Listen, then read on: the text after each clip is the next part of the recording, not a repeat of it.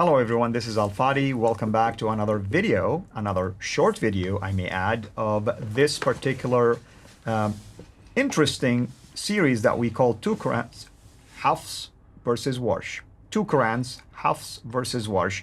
And we've given you enough information so far as to why we have called it this way. And we've gave you enough evidence so far and examples of why we're calling it Qu'rans, because we are comparing the way one reader by the name Hafs, represented by this green Quran right here next to J, versus the reading of another gentleman by the name Warsh, represented in this copy next to me. And we are looking at these words in these verses, how Hafs pronounced it, how Warsh pronounced it. We're helping you hear the sound, but also we're showing you the English translation of these different sounds. Obviously, the translators did not look at it as the same.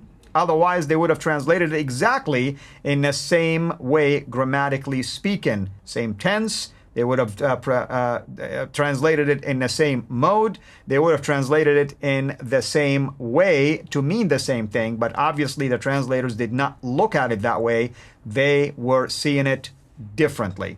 Today we're going to look at another verse from chapter 2. This time it's verse 140.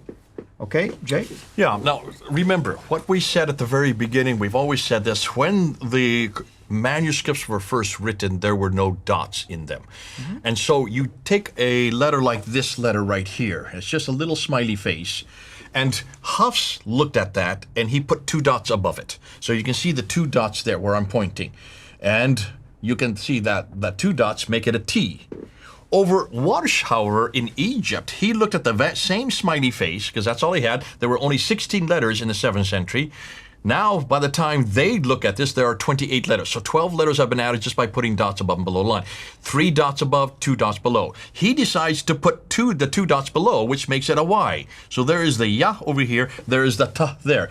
Does that change the Arabic? Back to you. Yep. The Arabic of Hafs here reads taquluna, and it's really a question. Am taquluna? Do you say? Are you saying this? So who's Allah speaking to? He's speaking to somebody right now, right this minute, and you're saying, are you claiming this about Abraham, for instance, about Ishmael, about Isaac, about Jacob and the 12 tribes, that they were either Jews or Christians? Are you saying this? Versus Warsh is saying, someone else was saying, am yaquluna, not taquluna, yaquluna. Someone else is saying this. So what's the benefit here? Are we reporting about people who made this claim? So why do I care if I'm not the one who's saying it? Or is it an attack now against me and our group? How dare you say something like this? I'm rebuking you now. Because what benefit do I get if he's rebuking someone else in the past? So what? What does that mean to me? So obviously, depending on where you put these little 2 dots, above or below the line, you're going to make a difference on who the object is. In this case, it could be either you, and interestingly, the you here is plural, or they in the past tense. One is in present, the other is past. That would change the significance. That would change the meaning. We're not going to say at this point that this is a doctrinal difference, but nonetheless, those that are doctrinal differences, I like to see what Muslims are going to come up with, and who is it, and who are these 2 guys? How can Hafs and Warsh, who are not even of the 10 readers, these are not the Qira'at readings, these are nothing more than the students, the narrators. So these are much more insignificant when it comes to importance, yet they are the 2 most important in the world today. Yeah. Depending where you put the dots, folks, will change the meaning. And Jay, I wanna hit it from another angle. You have the chart right here. What date was Hafs? Hafs is 796. What date was Warsh? Warsh is 810. Okay, 796, 810. Muhammad died in 632. Actually, I'm 2 years off. It's 812. I mean, it's still 800. 812, 796. Muhammad received the Quran for the first time in 610. 610 to 812. How many years? 200 years, roughly. And the same thing with 798, you said? 796. 796. And then Muhammad died in 632, almost the same distance. So which one of these readings did Gabriel bring down to Muhammad first? You can't. There's no way to answer that. Are you telling me Gabriel predicted that Hafs is going to be the standard, so he brought it down and then later became the standard? Well, obviously he forgot something for 144 years.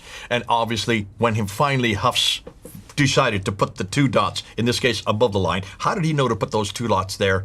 Did he get a special injunction? Was Hafs from Quraysh? No, Hafs is from Kufa. Was Warsh from Quraysh? No, Warsh is not. He is from Cairo. But I'm confused. Didn't Bukhari say that Uthman says when there is an agreement, choose the Qurayshi You dialect? have to choose the Qurayshi, which is Mecca and Medina, which is the Hejaz. These are hundreds of miles away, about 1,800 miles in kilometers, hundreds of kilometers, almost over 1,000 kilometers away. You guys, you see the problem, right? You see why we're asking these questions. You see why we're calling it 2 Qu'rans. Hafs versus Warsh. And we haven't touched the surface yet. We've shown you probably a handful of examples. There is 5,000 such differences. You tell me, which one of them was in a preserved tablet and which one basically was revealed from Allah through Gabriel to Muhammad and from Muhammad to his companions? That's the million-dollar question, Jay. Isn't it great? This is so much fun, and it's so good to have an Arab speaker who understands the Arabic. I do it, I'll make a look a fool like myself, but when you do it, I want to see any Muslim that can now confront what you have just said. There's the visual. We've shown you the material. We've shown you the Arabic. We've shown you the translation, and we've shown you the significance. But you need to decide, and Muslims, you need to decide, how can this have come from God? How could this have come from Muhammad? How could this have come from Uthman when all of these are hundreds of years later? 796 for Hafs, 812 for Warsh, Kufa for Hafs, Cairo for Warsh. These are hundreds of miles away and hundreds of years different. Are we starting to see a pattern here? Absolutely. A pattern about later time, a pattern about further north. Further north and further away. Yes. Thank you, brother. Thank you, everyone, for watching. Until next video, have a blessed day. Thank you for watching this video. Be sure to like and subscribe to our channel, Sura International, and click on the bell so that you receive notifications whenever we publish a new video or go live. I would also like to appeal to you to consider becoming a Patreon patron by clicking the link right below. By doing so, you can give towards the production of these videos. There are also other options for you where you can give to our channel. I thank you from the bottom of my heart.